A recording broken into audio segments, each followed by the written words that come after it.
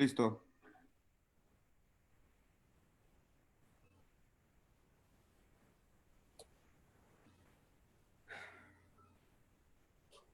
Hola, buenos días. Les damos la bienvenida a este ciclo de diálogos para entender y pensar la laicidad. Hoy estamos muy contentas porque tenemos a tres invitadas excelentes para hablar de un tema que nos convoca a todas y a todos, que es la educación pública y los medios de comunicación libres de dogmas religiosos. Eh, Yo soy Fátima Moneta, en nombre de República Laica, de Cultivando Género, de Las Libres, de Católicas por el Derecho a Decidir, de MIDI, de Social Changing Hub, de la Mesa de Mujeres y de DDCER. Les damos la más cordial bienvenida a este foro, bueno, seminario en línea que vamos a tener hoy. Y sin más, estamos teniendo este ciclo de diálogos, próximamente les daremos a conocer la nueva fecha, pero por hoy las dejo con Claudia Rodríguez, quien va a ser la moderadora eh, el día de hoy. Y también le doy la bienvenida a la doctora Mariana Molina, a Sonia del Valle y a la maestra Gabriela Delgado. Que tengan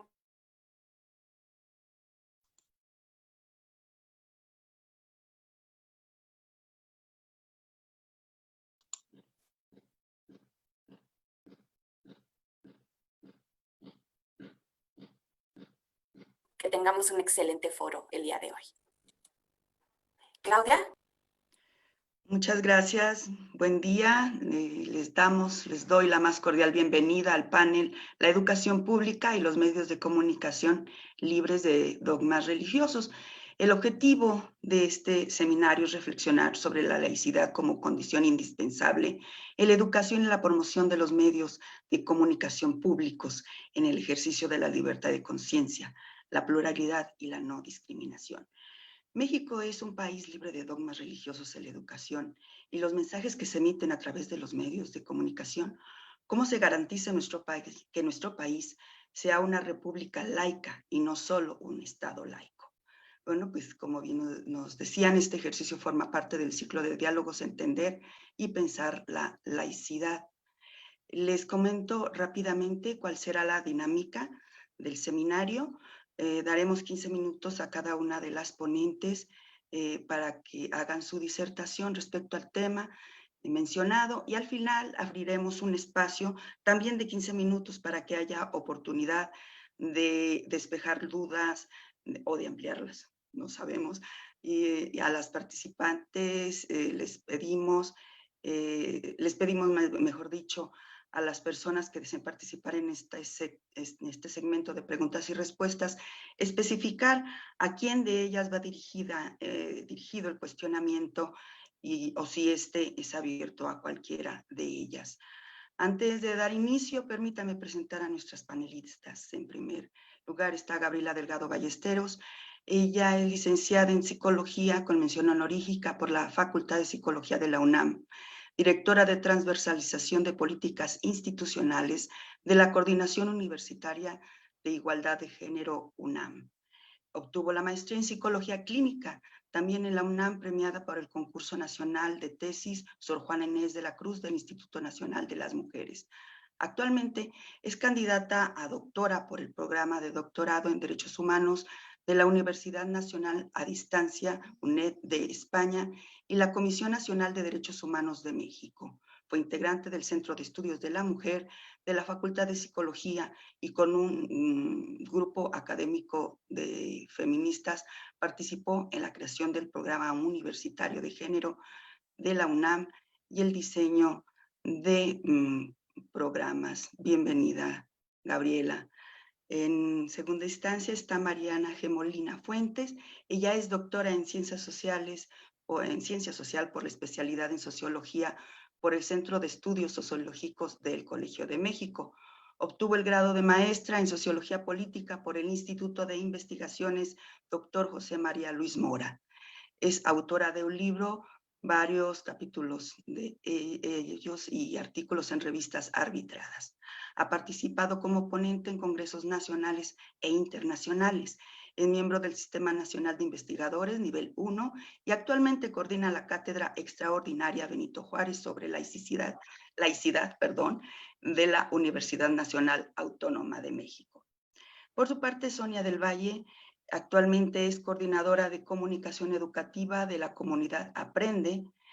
Tiene una maestría en periodismo político en la Escuela de Periodismo Carlos Septién, la licenciatura en periodismo, Escuela de Periodismo Carlos Septién también. Tiene estudios de licenciatura en Relaciones Internacionales por la Universidad Iberoamericana y también licenciatura en Lengua y Literatura Hispánica por la Universidad Nacional Autónoma de México.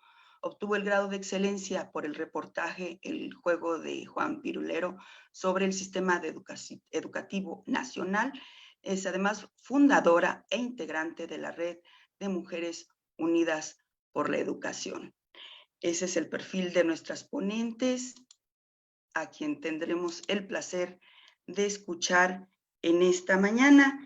Y pues bueno, de esta manera damos formalmente inicio a la cátedra, dándole la voz por 15 minutos a Gabriela Delgado Ballesteros. Bienvenida, Gabriela. Pues buenos días a todas y todos los que nos escuchan. Agradezco la invitación y quiero comentarles que lo que voy a decir parte de investigaciones que he hecho sobre procesos de razonamiento de niñas y niños en México durante muchos años. Me parece muy importante plantear que una definición minimalista es pensar que ser laico es no creer en Dios. Daré algunas definiciones que no solamente vienen de lo que yo he trabajado, sino de los testimonios de esas niñas y niños que están en las escuelas y de las maestras. Y sí quiero darle un agradecimiento a las maestras, al magisterio, a las maestras que están en aula, porque realmente son las que han mantenido la laicidad de nuestro país a pesar de todas las fuerzas que ha habido. En ese sentido, voy a hacer un planteamiento de lo que es la laicidad respecto a las instituciones y sobre todo a lo que es la educación. En principio, las personas laicas rechazamos todo tipo de dogmas. La laicidad es tener una visión del mundo positiva, activa, con códigos de valor coherentes y no de oposición del bien o del mal. Es buscar una verdad científica y no una verdad eterna, dispuesta a esta verdad a admitir los errores y los puntos ciegos que ignoramos. La laicidad, nos dicen, se basa en la observación y en el análisis de evidencias, en búsqueda de vías intermedias que causen menos daño a la humanidad, tanto en el presente como en el futuro. Y sabemos que el futuro es muy adverso justamente para las cuestiones de la laicidad. Las verdades que busca la laicidad son verdades con pasión y compasión. Compasión entendida como la última comprensión de los contextos. Es necesario ver los contextos históricos y culturales, los sentimientos de las personas. En educación muchas veces se piensa en las capacidades intelectuales y se olvida esa parte de los sentimientos. Y sobre todo, la laicidad busca encontrar las necesidades de las personas y la otredad, lo que viene en un futuro incierto. Todo esto es completamente diferente a la fe. Buscamos verdades emanadas de la curiosidad que se da en los primeros momentos del desarrollo de la infancia para resolver problemas y construir nuevos conocimientos. Estos conocimientos cimentados en la intersección de dos cosas importantísimas, la inteligencia y la conciencia. Y digo la inteligencia y la conciencia porque la conciencia apela a entender el sufrimiento y la alegría para el bien común. La laicidad acepta la diversidad y las diferencias. No santifica ningún grupo, persona o libro. Este libro ya sea la Biblia, los Vedas, el Corán o los manuales de una nueva moralidad. La verdad está cimentada en la intersección de inteligencia y conocimiento, como decía yo. Acepta la diversidad, no santifica absolutamente nada y en ese sentido es custodia de la verdad, de una verdad que cambia, que es cambiante. Antes se pensaba que el mundo era plano y esa supuesta verdad fue una incertidumbre y posteriormente se encontró que el mundo era redondo. En las narraciones que plantean los dogmas se inventan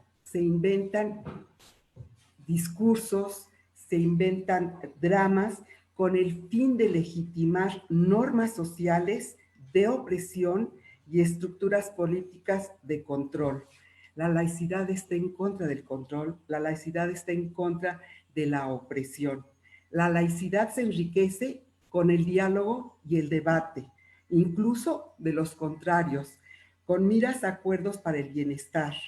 Nos motiva con estrategias a lograr la igualdad sustantiva, la libertad y la autonomía.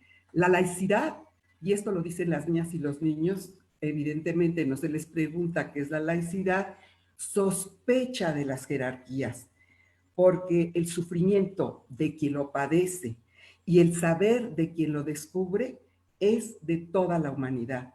Nadie es poseedor ni del sufrimiento ni del conocimiento, porque éste se construye a partir de la convivencia social.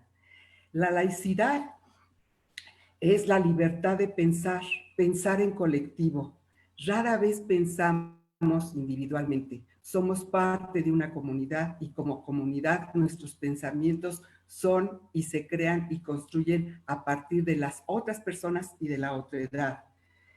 Es muy importante, y esto lo dicen las niñas y los niños, experimentar, expresar lo que resulte de esa experimentación, lo que aduce a la autonomía porque considera que no hay autoridad suprema. En este sentido, la laicidad apela a la libertad, no a los textos ni a los líderes. Es la libertad para escuchar una opinión, dos opiniones, tantas opiniones como necesarias, aunque éstas sean opuestas, para poder comprobar cuál de ellas y escoger un camino distinto para enriquecer la vida y en estos momentos hasta la supervivencia. La laicidad apela a la valentía para luchar contra los prejuicios, los estereotipos, la opresión, para aventurarse a lo desconocido y hacer de ello lo conocido. Eso es la curiosidad. La laicidad hace del miedo la motivación de la búsqueda de nuevas salidas ante las adversidades para abolir la ignorancia y de esta manera no estar solos, estar viviendo en comunidad. La laicidad plantea que entre más difícil sea la pregunta, hay más posibilidades de compartir la duda y llegar a las respuestas adecuadas. La duda es lo que hace a la humanidad encontrar nuevos horizontes. La laicidad tiene la responsabilidad implícita de asumir algo que va en contra de la jerarquía, asumir que el poder es horizontal y que este poder es la interdependencia entre las personas y en colectividad. En la laicidad no hay malos ni justos, porque existe una corresponsabilidad en donde toda acción y comportamiento de las personas implica que hay alguna otra persona que se va a corresponsabilizar o que va a aportar nuevos conocimientos. El poder único de una creencia distorsiona la verdad científica, cambia la realidad a su beneficio, en lugar de verse como una realidad cambiante y en lucha de la incertidumbre. La educación laica enseña estos principios, permite distinguir entre las creencias y la verdad científica. Esta verdad contextualizada, porque evidentemente siempre cambia. Pensar y expresarse libremente, que son características de la especie humana. Esa libertad de pensar, expresar y debatir todo aquello que cause temor a lo desconocido y sobre todo hacernos responsables en los actos tanto de las personas como del mundo entero. También nos dicen que el dogma apela exclusivamente a un egocentrismo, a ver las cosas como en un espejo, como si no existiera las otras personas o la otredad. Me parece importante que toda la gente tiene la libertad y la necesidad de expresarse, de permitir preguntarse cuáles han sido nuestros errores. Todo ser humano comete errores, pero el error no lleva ni al cielo ni al infierno. El error es el impulso al desarrollo, el impulso a la convivencia. Y en estas condiciones que tenemos ahora, como bien se decía cuando platicábamos, esta incertidumbre y estos momentos en el que supuestamente viene una nueva realidad, es necesario preguntarnos cómo prepararnos y cómo preparar a las generaciones futuras para esa realidad llena de transformaciones que son en sí mismas una pandemia. La pandemia no es la enfermedad. La pandemia es la ignorancia y la estupidez que no permite el cuestionamiento, que no nos permite ver cómo educar para enfrentar los nuevos retos de un futuro. La única certeza es la incertidumbre, y la incertidumbre es justamente la motivación de todo aquel Estado o república laica que permite justamente prever y prevenir el devenir. Ya no podemos ni debemos tener seguridad de nada, mucho menos de lo que parecía fijo. Esa eternidad que nos plantean los dogmatismos religiosos, de que si uno no actúa según el dogma, según aquel discurso, aquel hecho en siglos pasados, en donde la gente todavía no tenía educación y prefería la creencia a pensar justamente en que somos seres que transforman, seres que se enfrentan a los retos. El veto que se ha hecho de los contenidos educativos sobre lo que es la educación sexual, lo que es la perspectiva de género, es un veto que atenta contra los derechos de la infancia y los derechos de las personas. Es inconcebible que en un país, y esto no lo digo yo, lo dice la OCDE, donde hay más de 4.5 millones de personas que han sido ultrajadas y que los embarazos tempranos cada vez se incrementan. Y digo tempranos por embarazos de niñas que están justamente floreciendo para la transformación del mundo, se les coarta esa libertad de conocimientos. Un país en el cual las enfermedades de transmisión sexual son importantísimas. En ese sentido, considero que es muy importante pensar que la laicidad es la única posibilidad que tiene la humanidad de cuestionarse, de tener curiosidad, de introducirse en mundos en los cuales el control debe ser el control de la corresponsabilidad para el bienestar y la justicia social. Sin laicidad nos quedamos como pequeñas personas que están en proceso de desarrollo, en donde no son sujetos de derechos, sino son única y exclusivamente personas que están dirigidas hacia una bipolaridad, una dicotomía que nos habla del cielo y la tierra, el cielo y el infierno.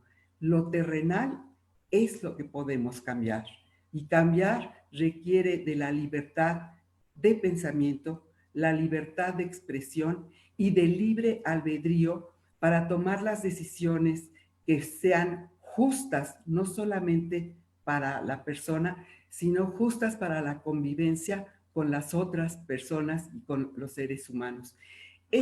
Esto las niñas y los niños lo tienen clarísimo.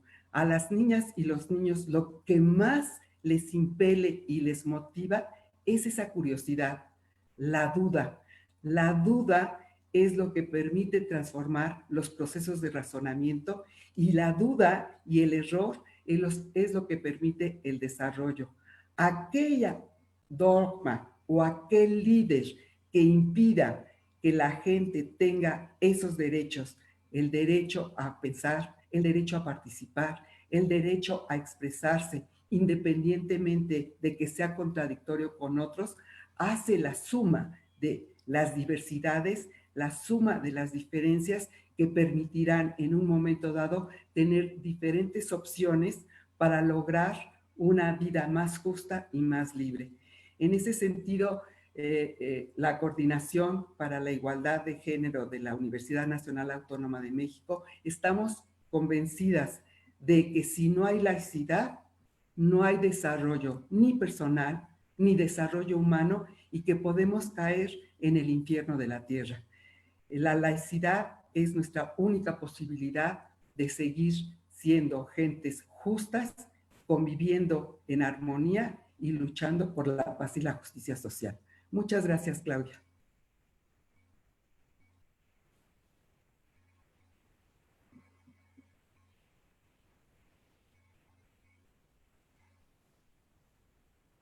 No se oye, Claudia.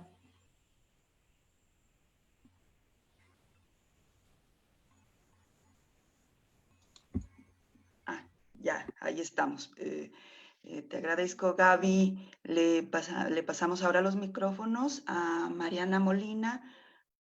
Te recuerdo, Mariana, 15 minutos para tu disertación. 3 minutitos antes te hago la seña para que cierres la idea y no nos dejes a medias con tu conocimiento. Claro que sí. Muchas gracias. Gracias a todas y todos quienes estén atendiendo este diálogo, y también muchísimas gracias por la invitación. Verdaderamente es un placer y un honor compartir este espacio con ustedes, y además para hablar sobre un tema que, como ya nos adelantaba Gaby, es absolutamente trascendente, no solo en nuestro país, sino en el mundo. Yo quisiera iniciar hablando de la importancia de la educación y concretamente de la escuela como un espacio de socialización, es decir, como un espacio en el que las niñas y niños se relacionan con otras personas y en la que adquieren conocimientos de dos tipos. Por un lado están los conocimientos académicos, destinados a proveer a las y los estudiantes de información, a partir de la cual pues, se espera que desarrollen sus habilidades cognitivas. Por ejemplo, a través de la clase de español, desarrollar sus habilidades lingüísticas, a través de la clase de matemáticas, adquirir conocimientos que permitan desarrollar la lógica, etcétera. Y por otro lado, se encuentran los conocimientos sociales, es decir, los valores o principios mediante los cuales las y los menores aprenden a relacionarse con quienes les rodean. Entonces, la escuela, no debemos olvidarlo, es el espacio en el que se entablan las primeras relaciones fuera del núcleo familiar. Entonces, a través de esta, se aprenden también algunas nociones básicas sobre, por ejemplo, la autoridad, cuál es la forma de entablar relaciones con los compañeros, con los profesores, qué conductas son las correctas y las incorrectas, es decir, las conductas socialmente aceptadas en este espacio escolar. Y en última instancia se aprenden también maneras de entender el mundo social en una edad temprana, fuera del núcleo familiar. Entonces, esta premisa es básica para comprender cuál es la trascendencia del principio de laicidad en la educación. Y de aquí surge otra pregunta a la que ya se había referido Gaby, que es, bueno, entonces, ¿qué es la laicidad? ¿Cómo puede definirse? Y como refería ella, efectivamente existen muchas definiciones sobre laicidad que se han creado desde distintas disciplinas y con distintas acepciones, que por lo general están en función no solamente de los intereses o de las inquietudes analíticas de de las y los autores, sino también de un contexto histórico que hay que entender y que me parece que es fundamental para comprender estas definiciones. Así, por ejemplo, en países como Alemania o como Estados Unidos, la laicidad se entiende como un esquema que permite la cooperación entre distintas iglesias o entre personas que tienen distintos tipos de creencias en el espacio público, mientras que, por ejemplo, en Francia o en México se entiende de una manera completamente distinta. Se entiende más bien como la relegación de la religión o de las organizaciones religiosas a el espacio privado. Esto obviamente tiene una explicación histórica en la que no voy a profundizar ahora, pero lo que sí quisiera dejar claro es que yo me referiré a la laicidad como un principio, es decir, como un ideal a partir del cual se estructura un régimen político y luego todo lo que deriva de ese régimen político, las leyes, las instituciones, las autoridades. Entonces, en ese sentido, la laicidad implica la autonomía del Estado, de sus instituciones, de sus representantes, sus leyes, y todo lo que deriva de este respecto de las doctrinas dogmáticas, lo cual significa básicamente tres cosas. Primero, que existe una separación entre el Estado y las iglesias, así como de sus autoridades, normas y creencias, muy importante. Segundo, puesto que el Estado es autónomo respecto de todo dogma, no solamente religioso, este se convierte en el garante del reconocimiento de derechos de todas las personas, sin distinción alguna, ni por sus creencias, ni por su orientación sexual, ni por su etnia, etc. Y tercero, si bien es imposible regular las relaciones sociales, el Estado no puede regular cómo se estructuran las relaciones sociales, a menos que sea un Estado no democrático, y aún así es complicado. El principio de laicidad, sin embargo, apunta al objetivo de crear un espacio público en el que las personas se respeten y convivan a pesar de sus diferencias, que es algo que también ya refería la persona que me antecedió.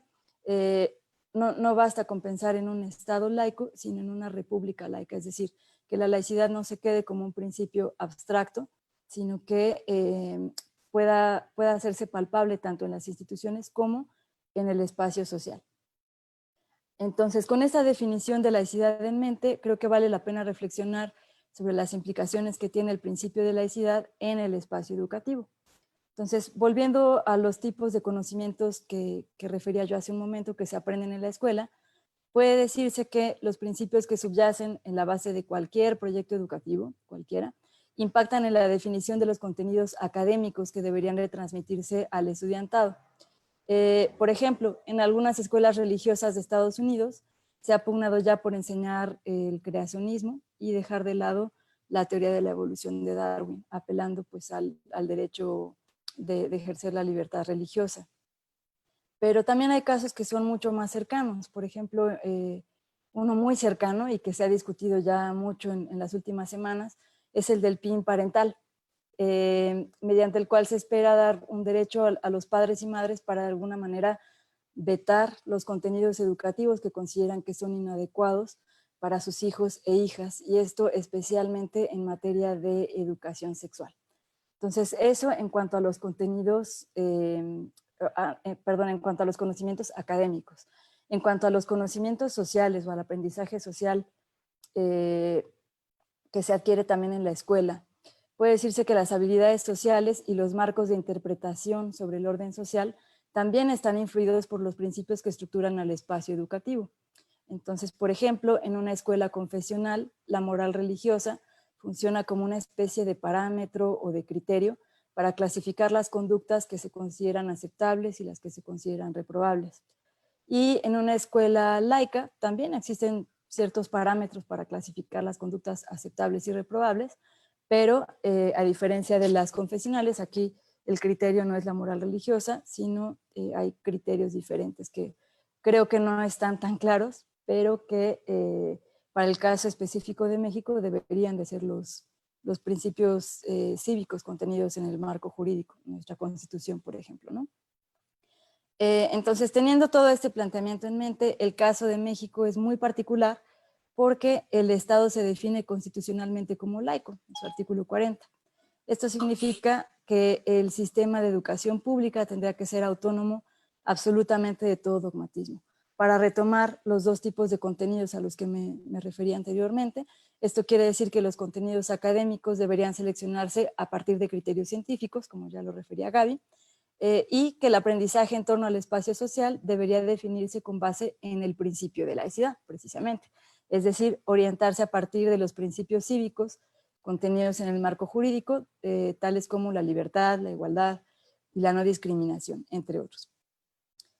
Por otro lado, debe advertirse que en nuestro país la Secretaría de Educación Pública es la institución encargada de definir los programas de los niveles básicos, que son de carácter obligatorio, no solamente para las escuelas públicas, sino también para las privadas. Entonces, en estos programas se contienen los temas mínimos a cubrir. En ese sentido, las escuelas privadas pueden agregar ciertos contenidos, pero no eliminarlos, no pasarlos por alto, que es lo que se pretende hacer con el PIN parental. Así es como funcionan, por ejemplo, los colegios religiosos. En esto se aborda el currículum definido por la SEP, pero se agregan otras materias que se entienden como un material adicional, como la religión, la moral u otras materias similares. También esto sucede en las escuelas laicas, por ejemplo, con los talleres artísticos, los talleres deportivos, etc. Sin embargo, lo que sí es muy importante señalar es que en esos espacios educativos los conocimientos sociales y a veces también los conocimientos académicos están definidos a partir de valores que derivan de la religión. Un ejemplo muy concreto que se me ocurre es el de las escuelas católicas de élite en la Ciudad de México, en las que tuve la oportunidad de realizar trabajo de campo para una investigación ya concluida, en la que los conocimientos, por ejemplo, en materia de educación sexual, sí se imparten, pero con algunas reservas a partir precisamente de las convicciones religiosas, con base en las cuales se estructuran todos estos espacios educativos. Y en cuanto al aprendizaje social, también este está orientado a proveer una noción sobre el orden social correcto, digamos, a partir de una visión que sea congruente con la religiosa.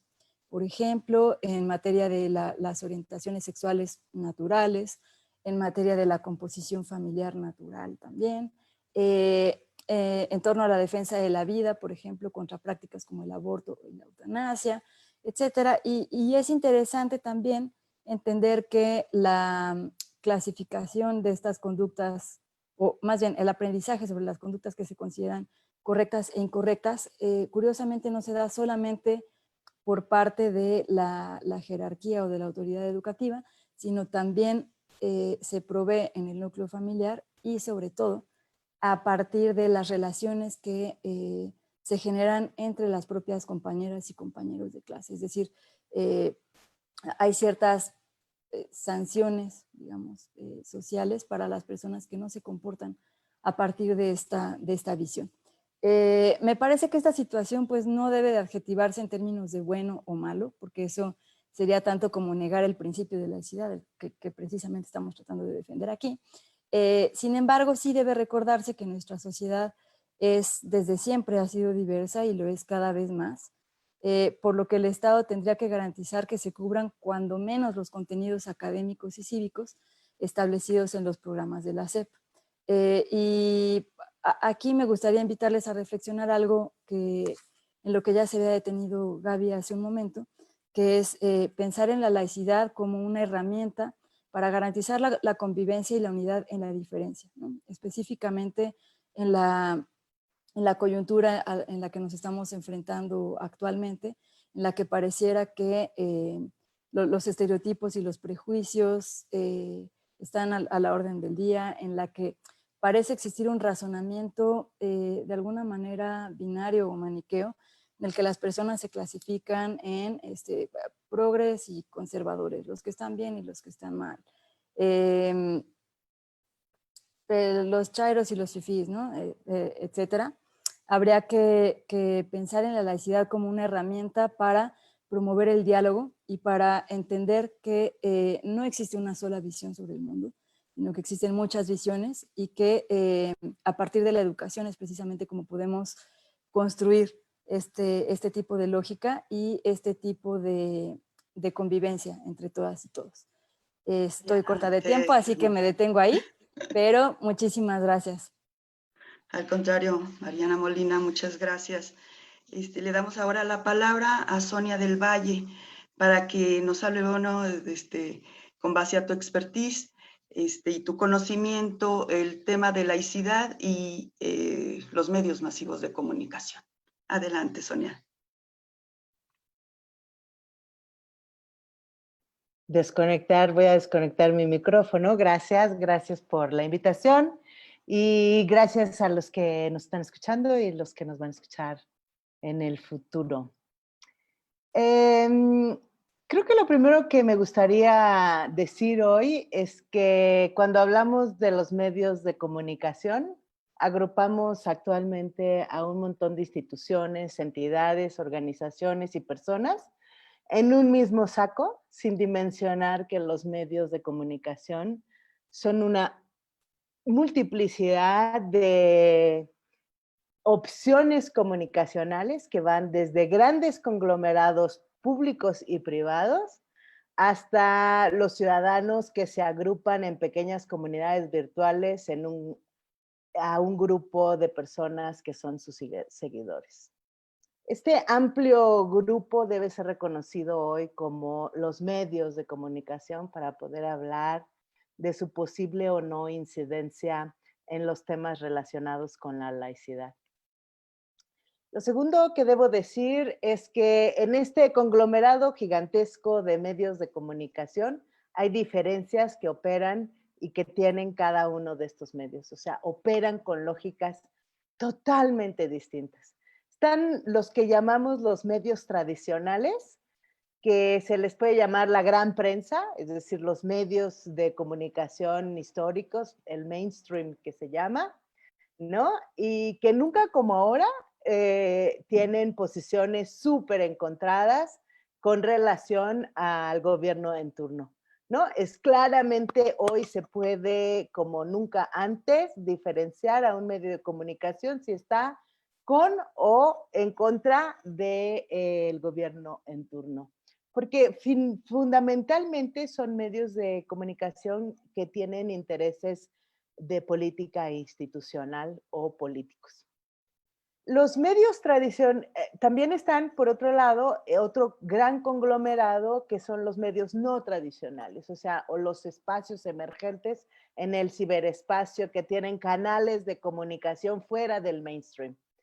Y que no son cosa menor. Aquí estoy hablando que hay medios como Netflix, que no requiere un canal de televisión ni una televisora para tener el éxito que tiene, pero en el mismo sentido estoy hablando de María Visión, que es un conglomerado, es un canal de televisión religioso que no requiere tampoco el mainstream para su distribución, aunque en muchos de los casos se distribuye a través de los canales de televisión de paga. O también en esta misma lógica está otra cadena de televisión que se llama Enlace, que también es de corte religioso. Que tienen influencia y alcance estos medios de comunicación ultraterritorial, es decir, no están ubicados en un espacio concreto, en un país determinado, sino tienen alcances ultraterritoriales. Están también, cuando hablamos de medios de comunicación, están también las pequeñas comunidades que yo llamo, o grandes comunidades, depende del grupo de seguidores, que son los youtubers o influencers que se llaman hoy, que están en comunidades como en Facebook, en Instagram, en Twitter y hoy en TikTok, ¿no? Donde hay usuarios que siguen liderazgos de representación social, cultural, artísticos, de creencias, porque ustedes no lo van a creer, pero en TikTok hay evangélicos que tienen mucho éxito, ¿no? Que hacen sus videos para rezar sobre el evangelio y dicen cosas religiosas todos los días. Por tanto, hablar de los medios de comunicación libres de dogmas religiosos me parece que no solo es pues impensable, sino un poco alejado de la realidad.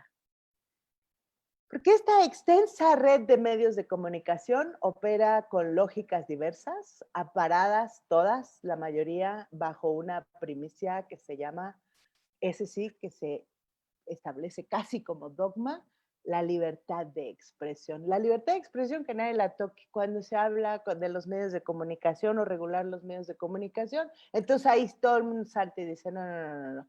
Los medios de comunicación no pueden ser tocados, hay que respetar la libertad de expresión y entonces esto se complica. Pero por el otro lado, me parece que los medios de comunicación no son el espacio para educar a la población. Yo creo que también esta es una gran confusión. Sin duda, los medios de comunicación pueden mejorar en muchas cosas. Pueden ser más críticos, más objetivos, más éticos, pueden hacer mayores investigaciones, y ese es todo un tema que podemos luego discutir en otro momento. Pueden registrar mejor los hechos, sí, quizá, pero también habrá quien te diga no. Yo, en mi medio de comunicación, en mi espacio de influencia, digo y hago lo que se me da la gana. ¿Por qué? Porque puedo. ¿Y está correcto o es incorrecto? Esa es otra discusión. Pero tiene ese derecho. Es un derecho constitucional a decirlo. Y hablar de si hay o no influencia o hay dogmatismos en los medios de comunicación religiosos que impiden o no el ejercicio de la laicidad como principio democrático de convivencia pacífica, pues me parece que no es necesariamente lo mismo que se le puede aplicar a todos los medios de comunicación, sobre todo a esta diversidad tan compleja de medios. Es decir, ¿cómo le decimos al canal María Visión? Que no sea dogmática, que respete la laicidad. ¿O cómo le decimos a Enlace? Que no sea dogmática. O como decimos al youtuber o al influencer. Es decir, ahí hay reflexiones que tenemos que hacer. A mí me parece que el problema del tema de la laicidad, que yo entiendo como, desde mi punto de vista, como un principio, una idea democrática que nos permite la convivencia pacífica entre las diferentes expresiones religiosas, eso se aprende en la escuela, no en los medios. Y en la escuela nosotros tenemos déficits estructurales, históricos. Hace 25 años, cada 2 años, o cada 3, no me acuerdo, sabemos que 50% de los niños y las niñas que salen de la escuela mexicana no comprenden lo que leen. 50%. Hace 25 años esa estadística no ha cambiado. Cambia por puntos, 48, 47, 55. No. Pero seguimos teniendo una enorme masa, una enorme cantidad de niños y niñas que luego se convierten en adultos que no comprenden lo que leen.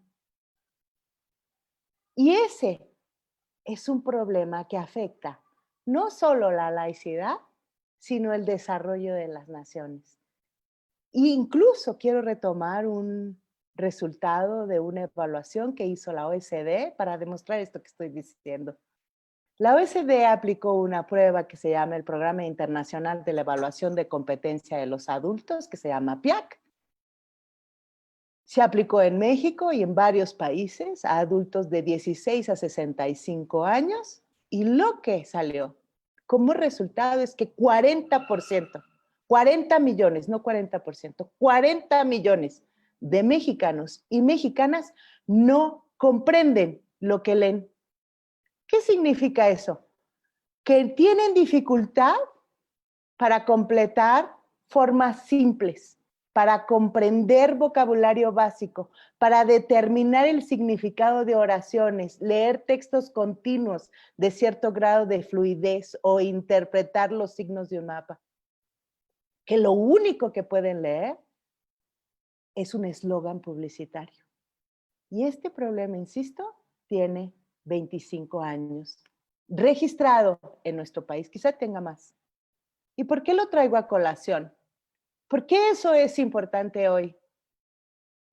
Porque el problema, insisto, no son los medios de comunicación, ni con la laicidad, ni en cualquier otro tema. El problema es estructural, el problema es educativo. Si lo que nos falta en México es conocimiento. Y ejemplos hay muchos, pero quizá el más cercano, el que vivimos hoy más de cerca todos los días, es relacionado con la pandemia. Hoy queremos que la gente sea responsable, que lea, que se informe, que tome decisiones informadas con respecto a la pandemia, que sepa cómo actuar, que sepa qué decir, que sepa cómo hacer muchas cosas, se les pide a la población. A esta población, que la gran mayoría no entiende lo que lee. Y cuando no se entiende lo que uno lee, tomar decisiones informadas es muy complicado. Las decisiones informadas basadas en el conocimiento no se pueden tomar si uno no entiende lo que lee. Se toman decisiones, entonces, basadas no en el conocimiento, sino en la ideología, en el dogma, en la creencia. Y si a esto le agregamos, a este enorme grupo de personas que no saben leer y escribir, que no comprenden lo que leen, le agregamos los fake news, las noticias no confirmadas, la cantidad de información que se transmite por el WhatsApp sobre mentiras. Y además tenemos un presidente que lo que dice es que hay una estampita que lo protege. Lo que tenemos es un dato tremendo. Cuando un investigador de la universidad empieza a hacer el perfil socioeconómico, sociodemográfico de las personas que hasta la fecha de junio habían fallecido por el COVID, 7 de cada 10 no tienen primaria ni secundaria concluida. De ese tamaño es el problema que tenemos. Entonces, insisto, el problema no son los dogmas de fe, porque la gente tiene derecho a creer lo que mejor le convenga. El problema es estructural y está en el sistema educativo nacional. Y ese, tengo noticias para todos ustedes, se va a complejizar aún más, porque la pandemia lo que está además generando son desaprendizajes. Los niños y las niñas están dejando de saber lo que sabían por el tiempo que no han estado en la escuela. Sí, la escuela sigue siendo el mejor lugar y el lugar más seguro para tener conocimiento, para aprender sobre la laicidad y para saber y tomar decisiones informadas sobre la vida propia. Gracias.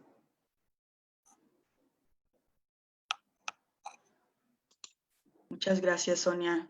Te quedaban unos minutitos, pero bueno, los aprovecharon para preguntas y respuestas, que por cierto ya llegaron varias inquietudes para nuestras panelistas. Marcela Martínez Ruaro, saludos, Marce. Para la maestra Delgado, pregunta, ¿se puede ser laica o laico y profesar a la vez una religión o son pensamientos y prácticas contradictorias? Lanza una segunda pregunta. ¿Cómo explicar que ha habido grandes científicas y científicos que han profesado o profesan una religión o creen en Dios? Son estos dos cuestionamientos para la maestra Delgado. Mar Grandal Seco pregunta, en España se habla de una laicidad positiva. ¿Acaso hay una laicidad negativa? Ella no define a quién va la pregunta, si alguna de ustedes quiere responderla. Y por otra parte, Marta Tronco señala que es un tema necesario, le pregunta a la doctora Gabriela Delgado, bueno, más bien le dice gracias por sus reflexiones y si podría recomendar algún artículo suyo sobre este tema. Vamos con la maestra, con la doctora Gaby Delgado, con las primeras preguntas que nos hace Marcela Martínez Ruaro. Bueno, para empezar, soy maestra. Maestra, perdón. Los títulos nobiliarios no me gustan, pero bueno. A mí me parece muy importante y empecé diciendo que no solamente el hecho de que la laicidad no es solamente un posicionamiento de creencias. La laicidad es un concepto de desarrollo. En ese sentido, habría que hacer la historia de las narrativas. Todo texto ideológico, porque son ideológicos, todo texto religioso ideológico parte de una historia muy larga en donde lo importante era la narración. Cuando alguien no entiende alguna situación o decide ante la duda buscar la explicación a esa creencia, pero una forma de pensarlo es basado en esa narrativa de la Biblia o en esa narrativa del Corán que fueron hechas hace muchos años. Por eso decía yo que es necesario la contextualización, el momento histórico y la propia cultura. Y como bien decía Sonia, la gente tiene el derecho a creer. Y yo creo que la creencia parte justamente de esa narrativa en la cual si no tengo una forma de explicarme las cosas y no hay un debate, una discusión con los contrarios que en un momento dado pueden tener otra opinión, eso me permitiría salir de la duda y explicarme las cosas.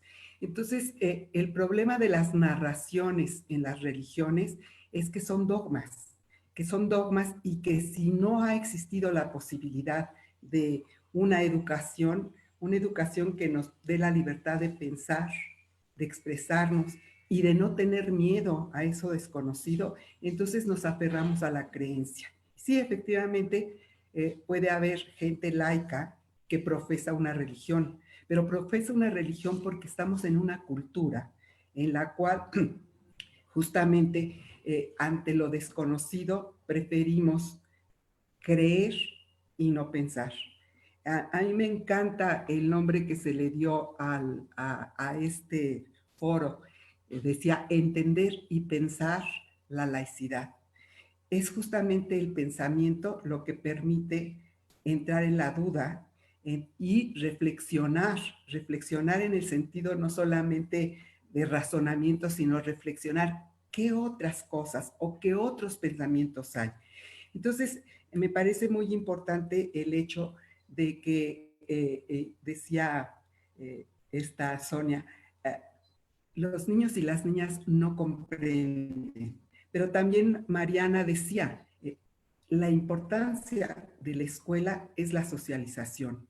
Y lo dicen dos premios Nobel, Gabriel García Márquez y una inglesa, que decían que ellos dejaron de aprender cuando entraron en la escuela. Porque en la escuela lo que se da es información. Y en la escuela lo único que se hace muchas veces es repetir lo que la autoridad jerárquica, en este caso la o el docente, dicen. Tengo la experiencia que es relativa a lo que es el pensamiento y cómo se coarta esa curiosidad. En una investigación longitudinal veíamos que un niño que estaba en preescolar y se siguió a ese niño para sexto año de primaria, en un momento dado, cuando el contenido educativo era pintar una flor, de tal manera de aprender los colores, el niño rápidamente saca sus lápices y empieza a hacer una flor. Y la maestra le dice, no he dicho qué tipo de flor. Entonces dice una rosa. Y el niño empieza a dibujar la rosa amarilla y resulta que el color que se iba a enseñar era el rojo. No, la maestra le dice, no, no, no, no he dicho de qué color. Este niño, conforme pasa en los diferentes grados educativos, llega al quinto año de primaria y se le hace una pregunta y no contesta. Y no contesta porque dice, maestra, no me ha dicho usted qué quiere que le conteste. Esto es coartar el pensamiento. Entonces, la importancia de las creencias es poderlas contextualizar en un medio cambiante. Creo que, y eso lo tienen claro los niños y las niñas, la única certeza es la muerte. Y la única certeza es la incertidumbre. Y si no dudamos, si no nos preguntamos, si no debatimos, entonces se mantendrán esas creencias. Eso con respecto a si la gente puede tener religión, sí, seguramente, pero el tener religión no quiere decir dejar de pensar, dejar de debatir, dejar de dudar. La duda es lo que nos impele al desarrollo, el desarrollo no solamente del pensamiento. Y creo que la escuela es el ámbito justamente en donde se socializan los pensamientos colectivos, donde hay una corresponsabilidad. Sí tengo algunas publicaciones. El último libro que escribí se llama Caminos para la Igualdad, evitando las violencias. Y una violencia que me parece muy fuerte es coartar esa posibilidad de la duda, del pensamiento y de la experimentación. Dentro del feminismo a mí tengo un recuerdo muy bonito con Graciela Hierro, que llega un niño y le dice, ¿tú crees en Dios? Y le dice Graciela Hierro, no, ¿por qué? No, porque Dios sí existe, porque el cielo es azul. Si Dios fuera mujer, el cielo sería rosa. Esto da la pauta justamente de los estereotipos, de los prejuicios que al no dudar se mantienen. Y la duda es justamente esa curiosidad que nos permite en un momento dado confrontar y debatir opiniones. Esa respuesta es para Marta Tronco. Marta Tronco es una gente que trabajó muchísimo los libros de texto y los contenidos de los libros de texto. A mí me parece, y voy con los medios de comunicación, a mí me parece que los medios de comunicación refuerzan de una u otra manera esa imposibilidad de que la información pase a ser comprensión y conocimiento. No recuerdo si contesté la pregunta de Marcela de Marta Tronco, ya había otra que no recuerdo qué era lo que decía, pero si quieren luego volvemos a trabajarla. Quiero decir algo más. La comprensión de la lectura es diferente a la comprensión de la vida cotidiana. Existe el currículum oculto y el currículum abierto. Y lo que más prevalece en la infancia es el currículum oculto. Aquello que no se ve, pero aquello que marca la vida. Y lo que marca la vida en las escuelas en un momento dado es esa falta de comprensión y compasión, que también lo dije en su momento, y que la inteligencia requiere justamente de la conciencia. Si no hay una conciencia en la cual nos demos cuenta que no hay nada eterno, sino todo es cambiante, pues vamos a seguir en una situación de estupidez humana y de ignorancia total. Había una pregunta, maestra, de Mar Grandal Seco respecto a laicidad positiva y laicidad negativa, que es conceptos que se realizan o se utilizan en España. ¿Se puede hablar de una laicidad positiva? Bueno, yo creo que, como bien dijo Mariana, la laicidad es un principio. Y uno de los principios de toda conciencia de pensamiento es la no bipolarización. No podemos decir que hay laicidad positiva y laicidad negativa. La laicidad es un principio y no solamente es un principio, es una utopía. Y la laicidad se ejerce en la vida cotidiana. Entonces yo no hablaría de laicidad positiva o negativa, no sé qué españolas lo planteen, pero la laicidad es un principio de desarrollo. La laicidad es una posibilidad de que la humanidad siga encontrando formas de resolver problemas y no solo resolverlos, sino prever lo que viene en un futuro.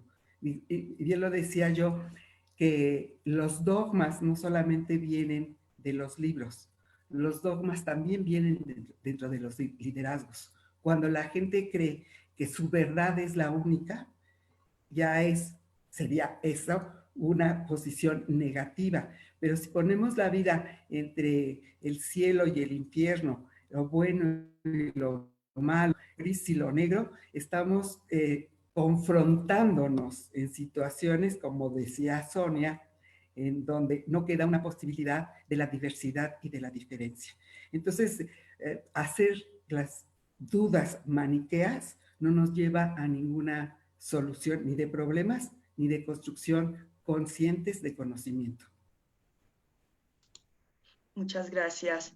Ena Calixto dice: Sonia, muchas gracias por los datos que aportó. En nuestro país el sistema educativo nacional se ve limitado e inclusive obstaculizado por las mesas directivas de madres y padres de familia. Y esto se agrava en las acciones de la Asociación Nacional de Padres de Familia. ¿Habrá que promover más la educación para los adultos?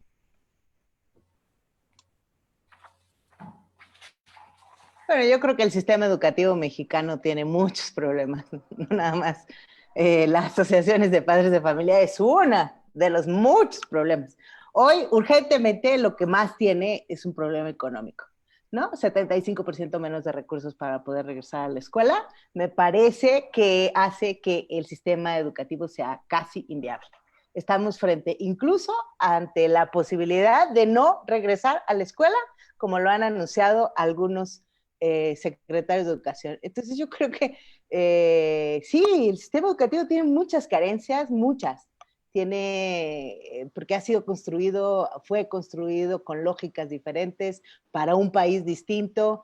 Hoy tenemos un país totalmente distinto y tendríamos que prácticamente empezar a reconstruir y replantear un sistema educativo con menos intereses políticos y menos intereses sindicales también, y más intereses fincados y puesto en el centro a las niñas y los niños. Yo creo que el sistema educativo mexicano ni siquiera se pensó para respetar, para atender, para solucionar, para hacer que las niñas y los niños aprendan. El sistema educativo mexicano y todas las escuelas de este país, a lo largo de sus 100 años que tiene, se creó y se fundó a partir de la existencia de un maestro con una plaza y un CCT, no a partir de las necesidades de las niñas y los niños. Entonces, digo, desde ahí, el sistema tiene muchas cosas. Esta no es una mesa para hablar sobre el sistema educativo mexicano, pero sí, tiene muchas carencias. Y creo que uno de los principios más importantes que tendríamos que estar hablando, que no se habla ni se expresa en los planes y programas de estudios, es justamente el tema de la laicidad. Ese no está en ninguna parte de los planes y programas de estudios. Es decir, no se aprende en la escuela. Entonces, tenemos carencias, eso es lo que estoy diciendo. Lo que creo que tenemos en este país son problemas estructurales reales. Y los problemas estructurales reales que tenemos, uno de ellos está en el sistema educativo. Y se cree que una reforma, cada 6 años la reformamos y se cree que una reforma es suficiente. No, una reforma no es suficiente. Tenemos 32 sistemas educativos diferentes, 260,000 escuelas distintas, con necesidades distintas, con maestros que tienen necesidades distintas, con padres de familia que tienen necesidades distintas. con hoy niños que tienen carencias reales, no solo tecnológicas, sino estructurales, es decir, de conocimientos básicos. Hay niños que llegan a sexto de primaria y no saben leer. Sí, leer es importante para poder comprender el mundo, para poder saber y tomar decisiones. En fin, eso es lo que yo opino. Creo que sí, las asociaciones de padres de familia, pero los consejos de participación escolar, pero el sindicato, pero el delegado sindical, pero el jefe de sector, pero el secretario de Educación del Estado fulano y la secretaria del Estado fulano, más el secretario de Educación federal. Es decir, todos esos también son problemas del sistema educativo, más la falta de inversión, más la falta de inversión en asuntos tecnológicos, más la falta de inversión hemos invertido cerca de 50,000 millones de pesos en tecnología y hoy las escuelas no tienen tecnología frente a la pandemia. O sea, son enormes las paradojas que tiene el sistema, el 9º sistema educativo del mundo, uno de los 9 sistemas educativos más grandes. Por eso quizá una de sus grandes complejidades. El sistema tiene grandes complejidades. No se soluciona quitando y poniendo comas a una reforma educativa. Se soluciona haciéndolo seriamente, haciendo reformas serias, casi por entidad, resolviendo problemas de cada entidad, atendiendo las deficiencias y las diferencias y las necesidades de cada municipio, porque dentro de cada entidad hay municipios totalmente diferentes. No es lo mismo Benito Juárez, aquí en la Ciudad de México, que Milpalta. Entonces, tenemos problemas estructurales que hacen que los niños, al concluir la educación básica, no entiendan lo que leen. Y eso en un país es grave.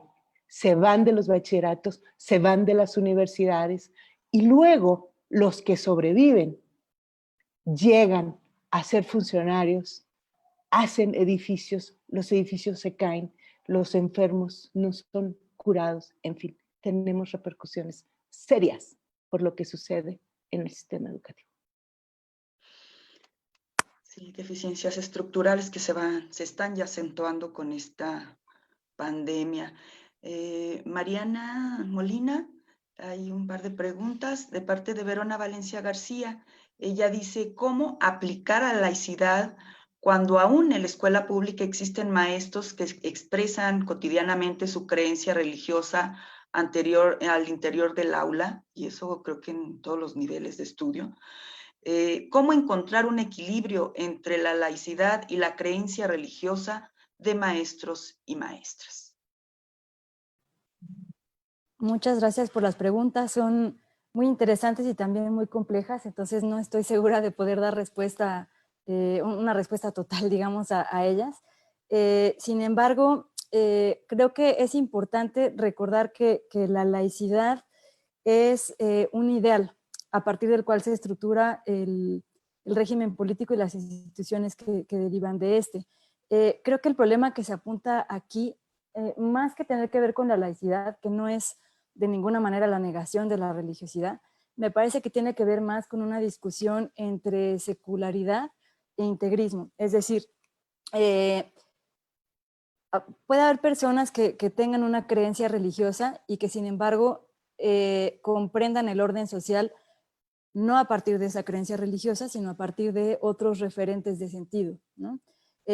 Mientras que en el otro extremo se encuentran las personas que tienen una visión integrista, es decir, que colocan a la religión como el centro de toda su interpretación social, como el parámetro a partir del cual tendría que definirse todo lo demás, las instituciones, las conductas sociales, las leyes, todo, ¿no? Entonces, me parece que la laicidad es precisamente un ideal que permite la convivencia entre personas que mantienen creencias distintas o que incluso pueden no tener creencias religiosas, creencias trascendentes, digamos, y que permite la convivencia y que haya un respeto entre estas personas que mantienen visiones distintas. Entonces, en ese sentido, a mí en lo particular me parece que el hecho de que haya docentes que mantienen una convicción religiosa no es de ninguna manera un problema. Lo que sí sería un problema es que estas personas mantengan una visión integrista a partir de la cual transmitan los conocimientos, ¿no? Tanto los académicos como los sociales. Es decir, no podemos permitirnos, con todos estos problemas estructurales que tiene el sistema educativo en México, que ya referían tanto Sonia como Gaby hace un momento, definitivamente no podemos permitirnos tener docentes que además impongan una visión dogmática en el momento de transmitir ambos tipos de conocimientos, tanto los conocimientos académicos como los sociales. No podemos permitirnos tener un personal docente que les enseña a nuestras niñas y niños a entender la realidad a partir precisamente de un discurso maniqueo que se refería ya también hace un momento. Esto me parece, pues sí, no solo indeseable, sino incluso peligroso, más en una sociedad tan polarizada como la que tenemos y en una sociedad que además está cada vez más diversificada, es más heterogénea, está cada vez más llena de contrastes, ¿no? Y esto tiene también que ver con la pregunta que se hacía hace un momento sobre la laicidad positiva y la laicidad negativa, ¿no? Yo comparto la visión de Gaby, creo que no puede adjetivarse a la laicidad, sin embargo la laicidad positiva es pues un concepto que se ha desarrollado sobre todo a partir de las organizaciones religiosas que esperan tener una mayor incidencia en el espacio público.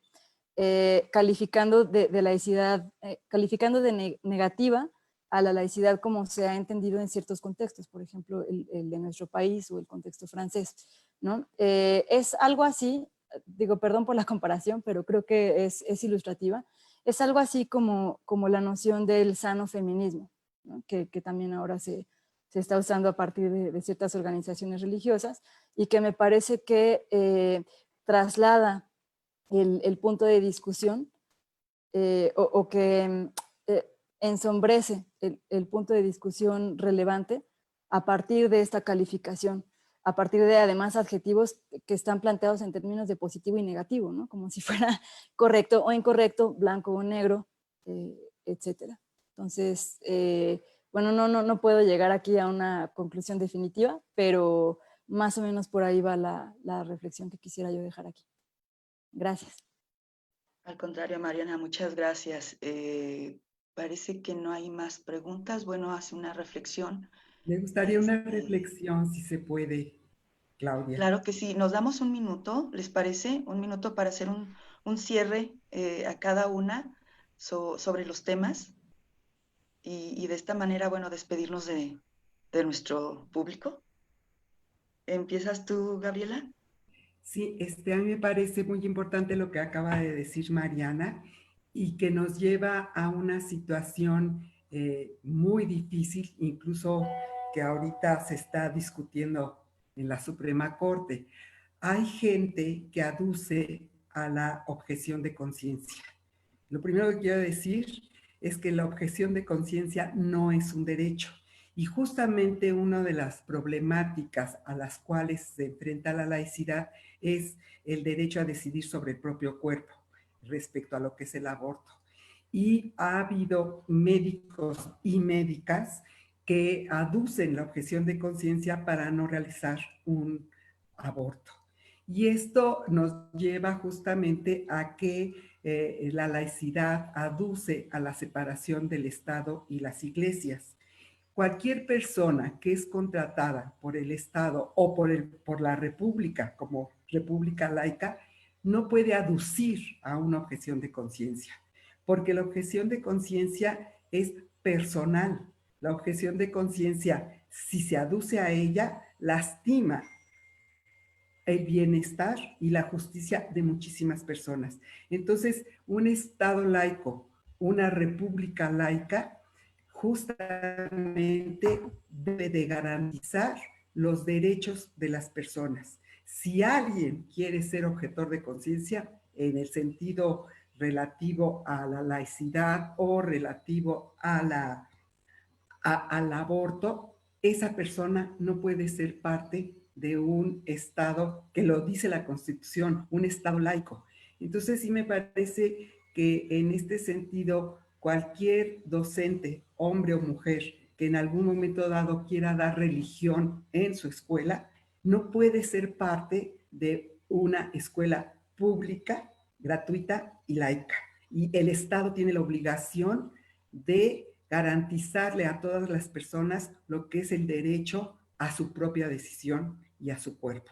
Entonces, me parece que así como la laicidad es un principio y es un horizonte al cual se quiere llegar, lo que se tiene que pensar es justamente que cualquier ley o política pública que atente contra los derechos de la vivencia, la supervivencia y el futuro de las generaciones, no puede en un momento dado permitir que las personas lleven sus propias creencias cuando están formando el futuro de la humanidad. Gracias. Al contrario, muchísimas gracias. Sonia, ¿quisieras utilizar un minutito para una última reflexión? No, a mí me parece A ver. que lo que Gabriela dice es absolutamente cierto. Coincido totalmente con ella. Yo creo que los maestros más que nada, y yo creo que en el caso de la escuela pública, la gran mayoría de los maestros, una de las cosas que sí detentan, sí son orgullosos es de la laicidad. La gran mayoría, no estoy hablando de los maestros del Sindicato Nacional de Trabajadores de la Educación, es decir, los maestros del gremio magisterial, yo creo que ellos están súper, es decir, la laicidad en la educación laica es una de sus banderas. Eso no quiere decir que no haya de todo, ¿no? Es decir, hemos tenido muchos temas relacionados con la falta de laicidad o la injerencia de grupos religiosos en Chiapas, en algunas comunidades, en Jalisco, etcétera. Pero dijéramos, yo creo que en términos de lo que se enseña en general a la gran mayoría de los niños en este país, no estaría como muy preocupada por el tema de que se va a desviar la conversación hacia la religión, ¿no? De tal o cual filiación. Hasta ahorita. Creo que en realidad hay pocas cosas que se enseñan en general, no en todos lados, pero en general en las escuelas. Entonces, hasta ahí la dejo. Gracias por su invitación, gracias por la conversación y pues aquí seguimos. Muchas gracias, Sonia del Valle. Mariana Molina, un minuto para una última reflexión, agradeciendo la participación a este seminario. No sé. Gracias, perdón, falla tecnológica. Sí, no, muchas gracias por este espacio, de verdad me ha encantado, he aprendido mucho. Y a mí me gustaría cerrar diciendo una vez más, o dejando muy en claro, que la laicidad de ninguna manera pretende negar la importancia de la religiosidad o de las organizaciones religiosas, sino que por el contrario, lo que permite es la convivencia entre personas que tienen creencias religiosas y personas que no las tienen. Y pues simplemente añadir que para nuestro sistema educativo, insisto desde siempre, pero especialmente en esta coyuntura, me parece profundamente relevante que el sistema educativo esté atravesado por el principio de laicidad. Creo que es algo absolutamente necesario cada vez más. Y también quisiera decir que me parece que es un tema que desgraciadamente no es prioritario en estos momentos, por lo cual yo celebro muchísimo este tipo de iniciativas. Creo que es un tema que debe de discutirse, que debe de dialogarse, y creo que hay muchas cosas que pueden aportarse al respecto.